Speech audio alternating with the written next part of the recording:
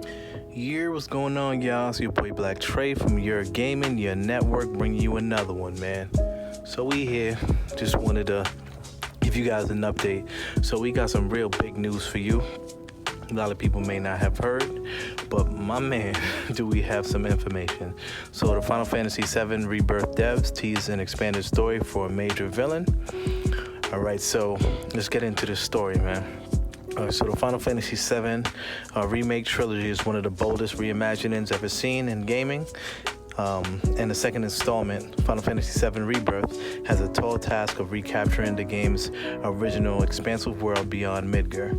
I remember when we first heard the announcement that the remake, the first part, was only going to be in Midgar. I mean, that was a big downer for me because a lot of people, we were like, as a lot of fans, I played the game a lot of times. Most of the time, I restarted Final Fantasy VII. I couldn't wait to get out of Midgar. It was so limited. You know, you go from here to here to here to here, and there wasn't really much exploration. There wasn't really much you can do. But once you got outside of Midgar, it was just like the game opened up, and it was actually like my first like RPG in that sense. Like I think I played like a couple others on like maybe like Super Nintendo. Like I played a couple of the other Final Fantasies. Like on Game Boy, like the Final Fantasy Adventure and stuff like that. So, but I never really played a Final Fantasy, the turn-based, that really captured my heart. But as that being my favorite game of all time on the top of the list, we have high expectations. So, and every indication suggests that Final Fantasy VII Rebirth's development team is taking even bigger swings this time around. As you guys can tell with the demo, like the demos look really good. I'm really excited. A lot of the fans were just waiting to get this game. Creative director Tetsuya Nomura says we can expect further story enhancements from key villains, including Rufus Shinra and some other guys. So, from what I'm gathering, it's going to be like episodes just based solely off of Rufus's story, which is actually pretty cool because Sleep Easy actually did a video where he was talking about Avalanche and how he was like the leader of Avalanche because like the way like he manipulated the system for everything to go. So the way things turned out between Shinra, the regular people, and Avalanche, it was skewing to an outcome that he wanted, which is actually pretty sick when you think about it, because I'm just like, damn. The first couple of times, like I played it, like as a kid, I didn't even understand, like I didn't see Rufus because he like popped up a couple times, and I didn't see that they were really like rooting him as like a deep part of the story. Like he was just a guy who would just pop up, oh yeah, he's the president, but you're always off doing something else. So with all the expanded stuff that they brought in, it made it a lot cooler, and it gives a lot more information. So I definitely recommend you guys subscribing to Sleep Easy's channel and checking it out. All right, well, we won't be making immense departures from the original story, Nomura says. With Remake, we went further in depth into Avalanche in ways that were not done in the original, Nomura tells us. This will be done for Rufus as well. He will have some sort of new episodes that do not exist in the original, where we will get to know more about him and dig deeper. Rufus plays an interesting role in the Final Fantasy VII Compendium, or in the expanded universe surrounding the game. In the 1997 original, he essentially a secondary villain to Sephiroth, which is actually true, but there's a lot of people who I put above him. Like you fight him, but he wasn't really that that big of a deal. Like they made him more into a big deal later on. However, his role is greatly expanded in a variety of spin-off movies, games, and books.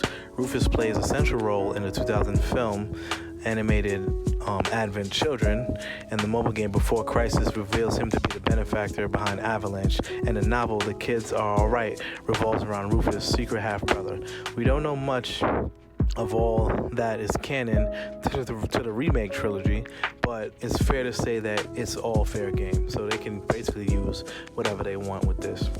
Alongside a hands-on preview, and they spoke to Nomura and Final Fantasy VII director Naoki Hamaguchi about the inspiration behind the synergy system, new returning minigames, Vincent's role, and more details about one of 2024's most anticipated games. So they ask him, how do you balance combat around new options like combos and synergy attacks. So Hamaguchi. It was coming more from a place of thinking about the overall game experience and scenario. As you know, in Rebirth, the characters are leaving Midgar and going on a journey that eventually leads to the Forgotten Capital. Along the way, relationships and tighter bonds are formed, so we really wanted to align the battle system to the scenario and worldview, and thought about creating this more immersive experience with the bond between characters in mind. With Remake, the overall battle system was thought of in terms of command-based functions and action-based functions.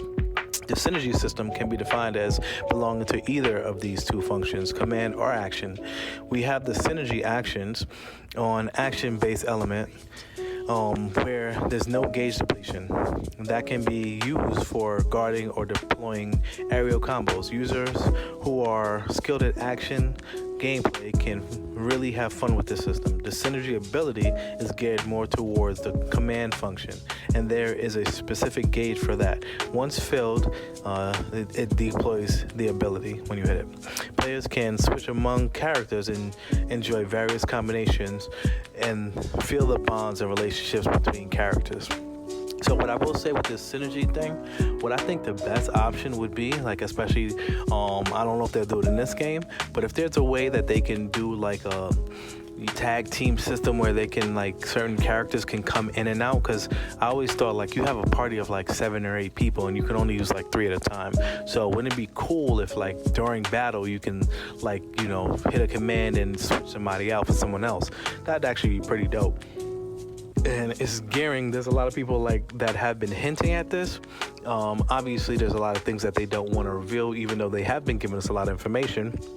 This would be absolutely ideal if they can get us to that. So there's big emphasis on minigames in Rebirth. How did you go about updating minigames from the original, and were there any that you thought wouldn't work?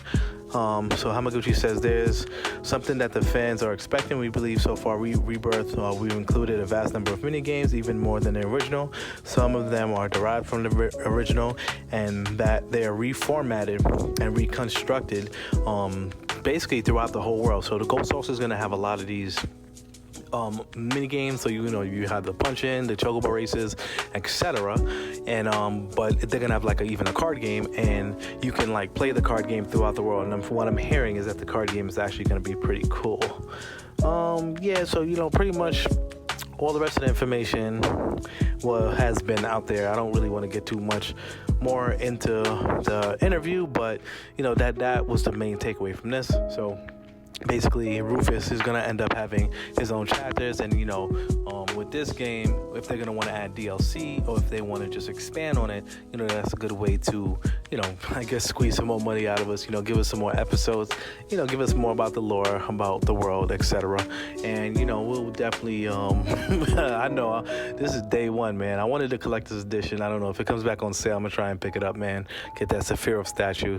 That's doing hard, but for all my people, man, leave a like, comment, subscribe, and let me know in the comment section if you guys are thinking of copying Final Fantasy VII Rebirth, and what do you think of that? Do you think that they should do more episodes for like some of the antagonists?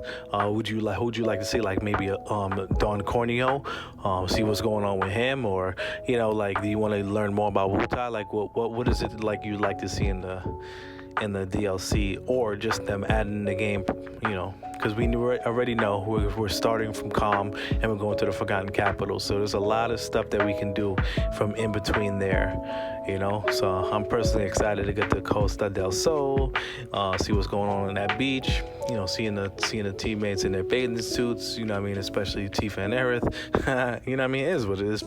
So it's a lot going on, man, and yeah, I think we're gonna thoroughly enjoy this game. This is gonna definitely be a platinum on the record, so we're gonna rock it. But like I said, make sure you guys like and subscribe. Holla.